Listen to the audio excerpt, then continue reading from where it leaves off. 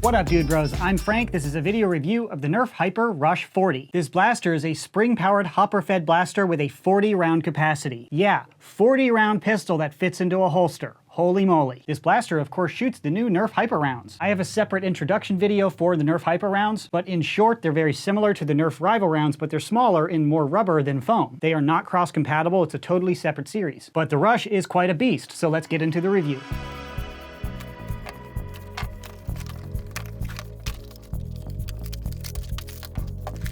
Included is the blaster, 30 Hyper rounds, safety glasses in the instructions.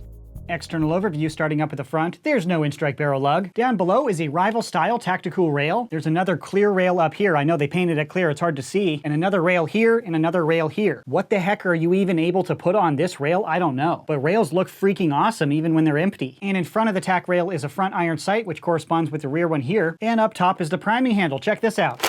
That whole thing is the priming handle. The entire hopper moves. It's really quite interesting. So no matter your hand shape or size, there's something you can grip onto to prime. The prime strength required is in line with other Rival blasters, but it does take more strength than most Nerf Elite blasters on the market. And it shoots harder, so that is to be expected. But the prime stroke itself is pretty smooth and comfortable. Up on the top here is the hopper door. To open that, you can just pull on it like that. Then you can just drop your Hyper rounds right on in there. The capacity of the Rush is 40 Hyper rounds. They only include 30 Hyper rounds, and the instructions say to only load 30, but it's called the Rush-40, and it totally holds 40 rounds without an issue. You can actually shove in more than 40 rounds, but if you overstuff the hopper, it doesn't feed correctly. So you want a little bit of dead space for those rounds to jiggle around. So a capacity of 40 rounds, when you're loaded up, you shut the hopper door like that. Moving on, down here we have a trigger safety. In the down position, it is locked or safe, meaning you cannot pull the trigger. Then you raise it up and it's hot, and you're able to fire. Moving down to the trigger, it is a flat-face trigger, just like the other Hyper blasters, which gives it a different feel instead of a round trigger. It's not a big deal, it's just a stylized thing. Other than that, the trigger pull is pretty standard. This blaster does not have slam fire. Now on to the grip. This is an oversized grip that's more similar to a Rival blaster than an Elite blaster, so it is not alienating to a large adult hand. It's very smooth, filleted, ergonomic, and all of that, too. And there's ample space on the grip before this little handguard comes in, so even if you have super fat fingers, you'll have plenty of space on this grip. And at the bottom of the grip, you have a sling or a lanyard mount here. And like I said, on this handguard, you have rails right here and right here. And moving back, in the rear, we have a priming indicator to let you know if you're primed or not. It's a pretty clear indicator that shows yellow when you're primed. And below the priming indicator is an unjamming button. After you prime the blaster, you're not able to prime it again. Hitting that overrides the lock, so you're able to clear out certain jams and malfunctions. So that is an external overview of the Hyper Rush. Now I'll show you it firing.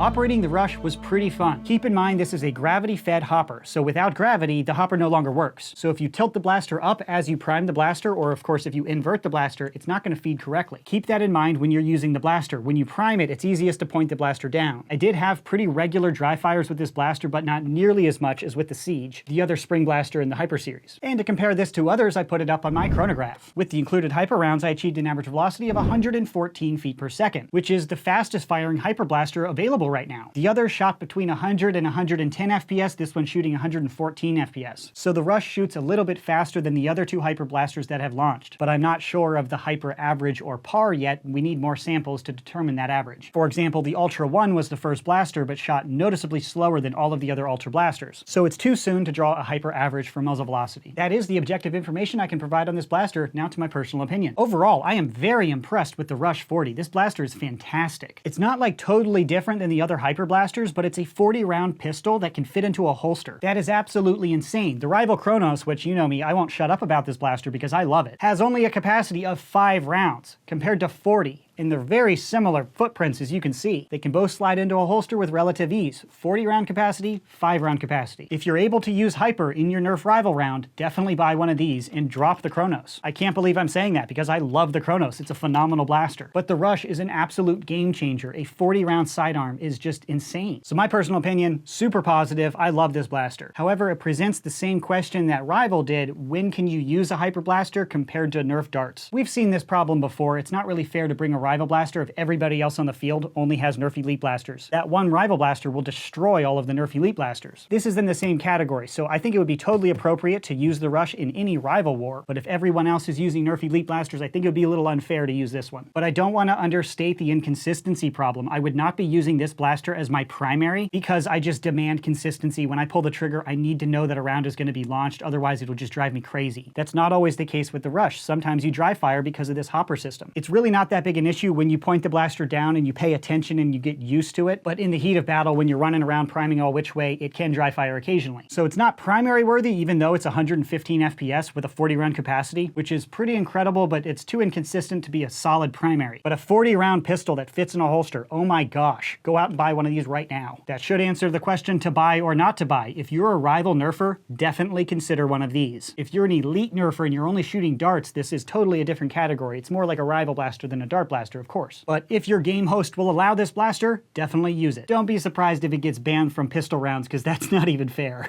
So overall, very positive marks for the Hyper Rush. That concludes my review on the Hyper Rush. Hopefully I've laid out all the information to help you make an educated purchase decision. If you'd like to buy one of these, I'll put a purchase link in the description box below. That concludes this video review. Thanks so much for watching, bros, and as always, stay tactical.